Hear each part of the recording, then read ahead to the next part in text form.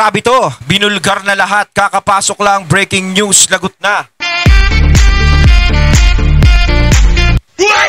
Ayan, syempre itong balitang ating matutunghayan ngayon ay nagmula kay Pinas News Portal. At ito po ang inyong lingkod na si BT na magbibigay ng reaksyon at komento dito sa video na ating matutunghayan ngayon. At huwag na natin pagtagalin at sabay-sabay na nating panoorin ang laman ng video na hatid sa atin ni Pinas News Portal at bibigyan natin ng reaksyon ng balitang ito. Pasok! Bigyan natin ng reaction, opinion itong pinaka-latest post ni Atty. Rowena Guanzon. Ayun, syempre bago natin simulan ng video ito, nais ko nga pala magbigay ng credits dito sa boses na madidinig natin ngayon at bibigyan ng reaksyon. Walang iba kundi si General Macanas. Syempre huwag niyong kalimutang suportahan ang channel ni General Macanas. Mga katunay, pakibisita po yan at huwag niyong kalimutang mag-subscribe at mag-follow para maging updated po kayo sa mga vlogs, reactions at sa mga balita na hinahatid sa atin ni General Macanas. Ipagpatuloy natin. Ada niya ito kay Ombudsman Boying Rimulya. Sabi niya, what is the crime when you say BBM resign? Nakakaya namang sa UP College of Law nag-graduate. Pareha silang nag-graduate sa UP College of Law. Eh, nakakaya ka, Boying. Mabuti sana kung hindi ka UP alumni. Pwede yan. Kaya lang, parehas tayo ng pinanggalingan. Nag-graduate tayo, UP College of Law. Anong krimen o anong nilabag na batas ang isang tao na sisigaw ng BBM resign? Ayun. Dito, sinasabi ni Atty. Guanzon, ang idol nating Atty. Ma'am Rowena, na krimen ba ang pagbanggit ng BBM resign? Ayan, Boying, kung ano-ano na naman yung naiisip mo.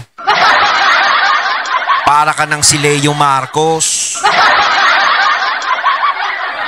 Ayan ha, lumilipad na rin ang isip mo. Hindi naman maituturing na krimen ang pagsasalita ng BBM resign. Kasi kung halimbawa may pinagre-resign yung mga tao, nagsasalita sila ng BBM resign, Sara resign, ganto-ganto resign, karapatan po nila yon. Karapatan nilang lahat yon. Meron po tayong freedom. Kasi kung sasabihin natin na krimen ang pagsasalita ng ganon, hindi po tama yon. Kasi ayaw nyong pabayaan na mag-express yung mga tao ng sarili nilang nararamdaman. At saka isa pa, bakit pag BBM resign ang sasabihin, is krimen na yon sa'yo? Sa inyo. Pero kapag Sara Duterte resign, nakasiper yung mga bibig nyo. No comment. Sir Boying. Siyempre, ang ating butihing ombudsman. Sana naman po, maging fair naman po tayo. Kasi sinabi nyo, nung bago kayo maging ombudsman, magiging patas kayo. Magiging fair kayo. Hindi lang dapat BBM resign ang masakit sa tenga. Dapat VP Sara resign, masakit din sa tenga yon, di ba? Napapaghalataan na naman po tayo na meron po tayong kinakatigan. At saka hindi po natin pwedeng pagbawalan o gawing krimen ang salitang yon dahil yon ay pagpapakita ng mga tao ng kanilang tunay na nararamdaman. Gayon, kung alam nyo naman po sa sarili nyo na inosente ang ating Pangulo, inosente, wala siyang ginagawa, kahit anong sabihin ng mga tao sa kanya, is hindi dapat kayo masaktan. Masasaktan kayo syempre kahit papaano, syempre hindi totoo yung sinasabi sa kanya, 'di ba? Ganyan. Pero kung hindi naman kayo guilty, bakit kayo magagaganyan, 'di ba? 'Di ba? At saka dapat binibigyan nyo ng karapatan kasi karapatan naman ng mga tao yan. Kasi yung mga resign na yan, Matagal nang ginagawa ng mga nagrarally yan, matagal nang ginagawa yan. Hindi lang naman kay BBM ginagawa yung resign na yan. Dati pa yan sa iba't ibang presidente. Alam nyo naman yung mga nagraraling iba. Bawat umuupo, pinagre-resign. Di ba po? Kasi may pahayag si Ombudsman Rimulya. Ito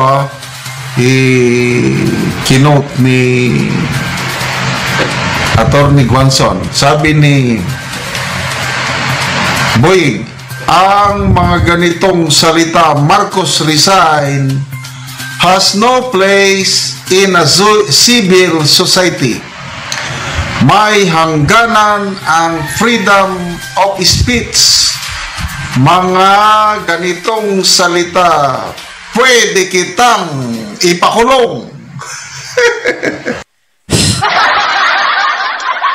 Kumbaga, walang puwang dito sa ating society. Yung mga nagsasalita ng mga ganyan. Walang puwang sa ating society. Kumbaga, lumalabag na rin yan sa freedom of speech. Sir, hindi po paglabag sa freedom of speech yan. Kasi kung ikaw, kung halimbawa, pipigilan mo yan, yung salitang yan. Mahirap yon, sir. Kasi talagang parang pinipigilan mo ang freedom of speech. Ang importante kasi dito is yung walang ginagawang destabilisasyon, walang ginagawang panggugulo sa ating bansa, walang ginagawang pananakit sa gobyerno o pananakit sa Pangulo ng mga pisikalan o gulo. Yun pwede. Pero kung salita-salita lang, bakit po tayo nasasaktan kung alam nyo sa sarili nyong hindi naman totoo yung pinaparatang? Diba? Hindi dapat kayo nasasaktan.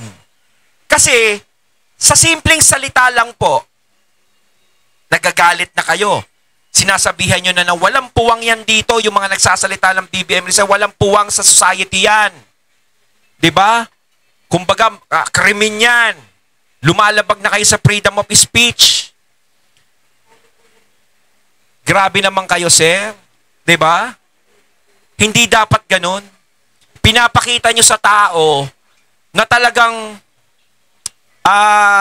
gusto nyong kontrolin kahit yung demokrasya, yung freedom ng mga tao, na bawal kayong magsalita. Diba? Bawal kayong magsalita laban dito. Bawal kayong mag-ano. Diba? Ganun yung tatanim sa isip ng mga tao. Diba? Ganun yung tatanim sa kanila. Oh. Kasi kayo mismo yung gumagawa ng ganyan eh. Yung iisipin sa inyo ng mga tao na masama. Diba? So, ano yun? Totohanan o pananakot?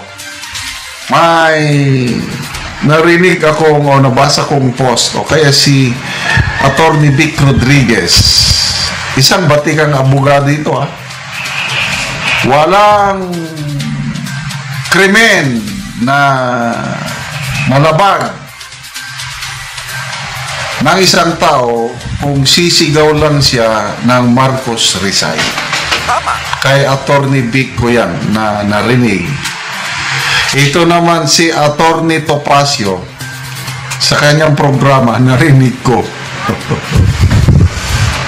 Sabi niya, ito, ginagaya ko lang si Attorney Topacio. BBM resign! BBM resign! BBM resign! 2 beses. Tapos sabi niya, John B. Rimulya, kasuhan mo na ako.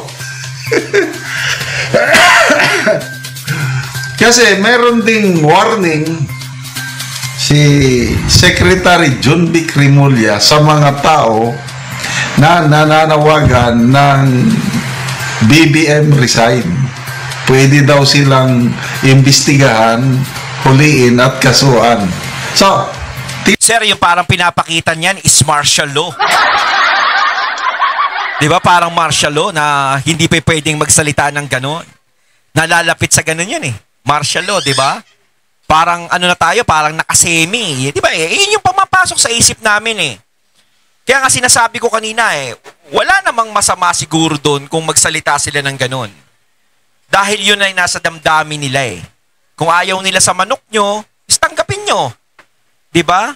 Tanggapin nyo na lang ng maluwag sa isip nyo. Basta importante, alam nyo na matino kung sino yung pinaglilingkuran nyo. Maging tapat lang kayo sa kanya. Ganon, sige.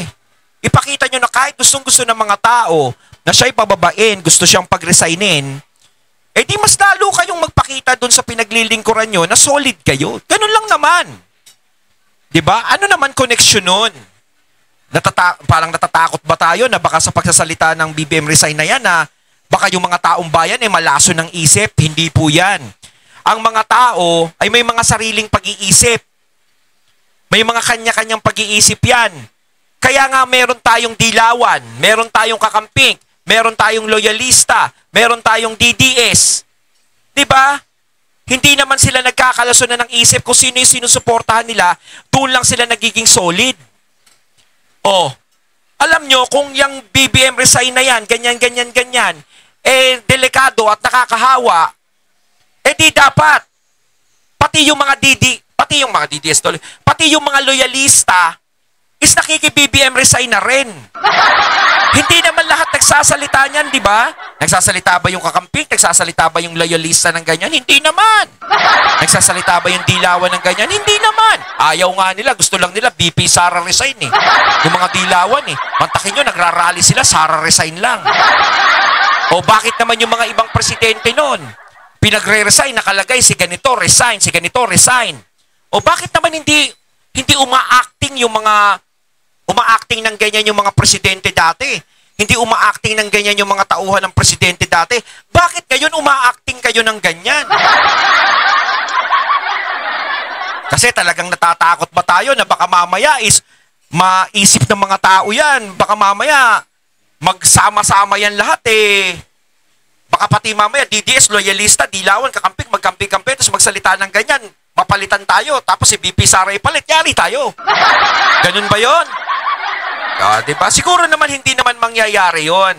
Kasi nga, diba, kita nyo naman, kahit yung sa mga DDS, syempre pinaglalaban si Tatay Digong, pinaglalaban ng mga Duterte. O kita nyo naman yung mga loyalista, pinagtatanggol din naman kayo. Marami din namang loyalista na nagtatanggol sa inyo. O, ano pa dapat yung ikatakot ninyo?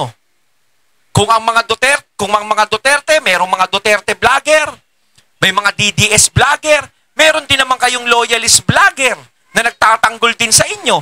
Ano pang kinatatakot ninyo? Diba? Ano pang dapat i-ano? Wala. Diba? Kaya para sa akin, walang masama dyan sa BBM resign na yan. Wala siguro. Kaya, hindi naman ako nagsasalita ng ganyan eh, na pinagre-resign ko yung Pangulo. Ayoko magsalita. Kasi gusto ko ring matapos ang termino niya. Gusto ko ring talagang gusto kong matapos. Pero ayokong ma-impeach nila si BP Sara. Kasi talagang gusto ko malaman kung talagang si BP Sara ay mahina sa tao. Kasi yun ang sinasabi ni Gadon paulit-ulit. Na walang hatak sa tao ang isang Inday Sara. Gusto ko talagang malaman sa 2028. Dahil si BP Sara, gustong-gusto niya rin na matapos ni PBBM yung termino niya. Tsaka kung uupo si BP Sara, mas maganda siguro yung talagang ibinoto siya ng taong bayan, yung hindi siya ipinalit. Hindi rin naman siguro gugustuhin ni BP Sara na ipalit na lang siya basta-basta dyan. Tingnan nyo, magkapatid dito ha. To me, okay na lang si Secretary John Vic Rimulya dahil hindi naman siya abogado. Pwede pa yun. Maybe he's just doing his job. He's just protecting the president. Kaya lang, sa isang abogado, sa isang Ombudsman Boying Rimulya, na magsasabi na, sabi niya, ang mga ganitong salita, Marcos resign, has no place in a civil society, may hangganan ang freedom of expression. Mga naman yung may hangganan, pero sa resign na yan, hindi naman yun, wala naman. Ganitong salita, pwede kitang ipakulong. Ano ito? Marcial Luna ba? Yun yung sinasabi ko. Yun ang iisipin ng mga tao. Sa martial law lang ginagawa yan. Diba? Kayo mismo yung nagdadala sa sarili nyo sa kumunoy. Kayo yung mismong nagbibigay ng masamang isipin sa mga tao. Diba? Dahil sa ginagawa ninyo. Tapos magtataka kayo kung bakit ganito magsalita yung mga tao sa inyo. Hindi ba pwedeng pagpasensyahan nyo na lang? Diba? Kasi alam nyo naman sa sarili nyo eh. Kung tama ang pinaglalaban nyo, di very good. Kung mali sa ibang tao ang tingin nila, di bahala sila. Kasi hindi po natin pwedeng i-please yung mga tao na nagsasalitang mag-resign ng Pangulo. Hindi natin sila pwedeng pilitin na sabihin natin sa kanila, huwag kayong magsalita ng ganyan. Masama yan. Hindi po natin basta-basta sila mapipilis. 66 years old na ako. Yung matandaanan ko, mga presidente na dumaan. Naipanganak ako 1959, so makapagal ang presidente. Kaya lang, wala pa akong masyadong naintindihan. Nung umupo na si Marcos Sr. yan, nakakaintindi na ako. So, Marcos Sr., naririnig ko na rally ba or nababasa ko sa newspaper, mga aktivista, Marcos resign. Dahil na nadidinig yan. Yung Marcos Sr., wala akong matandaan na kinasuhan niya or pinakulong niya yung mga aktivista na sumisigaw ng Marcos resign. Okay. Then Cory, ganon. May meron pa rin. Cory resign. Resign. FBR. Ganon din. Meron din. Meron. Ramos resign. After FBR, sino? Erap, meron. Gloria, meron. Lahat. After Gloria, sino? Pinoy, meron. Meron din. Duterte, meron. May mga tao, itong ang mga kaliwa, palaging sumisigaw yan. Basta magsona or susunugin yung APJ, tapos may mga banner o tarpaulin, placard, whatsoever. Resign, mga presidente. Kaya nga parang nangyayari, masyado kayong sensitive. Diba? Andiyan na nga tayo. Sige, nandiyan na. Pinagtatanggol nyo yung Pangulo, pinoprotektahan nyo. Pero syempre, doon sa pagpoprotektang tama, alam nyo yung protekta, kung gusto nyo protektahan ng Pangulo, ang pagpoprotekta sa kanya, hindi yung pipilitin nyo yung mga tao na huwag magsalita ng kung ano-anong masasama. Ang pagpoprotekta ang gagawin nyo sa kanya, yung panatilihin yung solid ang mga sarili nyo sa kanya. Yun na ang tama. Diba? Hanggat nandiyan kayo sa tabi niya, mananatili siyang matibay. Pero yung mga taong bayan na nagsasalita ng negative sa Pangulo, hindi nyo basta mapiplease o makokontrol yung mga sinasabi nila. Diba? Ngayon, kung gusto nyo makontrol yung sinasabi nila, hindi sa ganyang paraan. Bakit hindi po kayo gumawa ng paraan para ma-please yung mga tao sa pamamagitan ng paglilingkod ng tama sa kanila? Yun yung susi. Kasi kahit ipakulong nyo lahat yan, kahit ipakulong nyo yan, 100 ang ikulong nyo, 200 ang muling magsasalita niyan. Ipakulong nyo yung 200, 300 ang magsasalita uli niyan. Padagdag lang tayo ng padagdag. Kulang na lang ubusin nyo na yung tao sa buong Pilipinas. Kaya kaysa mangyari yung ganyan, bakit hindi nyo na lang ipakita sa mga tao na magserbisyo kayo para mabura sa isip nila yung mga salitang resign na yan? Kasi kung makikita nila na maganda naman yung nagiging pamumuno ng isang leader ng bansa, wala kang maririnig sa kanila na ganyang klaseng salita. Ganun lang yung kasimple. Diba? Simple lang. Okay naman. Pinagre-resign. Wala namang nakasuhan o nakulong. Bakit ngayon, itong Marcos Jr. administration, Ngayon na nagsisimula yung pananakot na ang mga taong sisigaw ng Marcos resign, pwede kitang ipakulong, sabi ng isang abogado, isang ombudsman. Ay, nako. So, tignan natin. So, balik tayo kay Attorney Topacio. Sinadya niya talaga sa kanyang programa. 3 beses. BBM resign, BBM resign, BBM, John B. Cremulya, kasuhan mo na ako. Imbestigahan mo na ako. Kinasuhan na ba? Inimbestigahan? Wala naman. Anyway, ito kasi, natatakot sila sa trillion peso march. Na may sisigaw na yan na resign.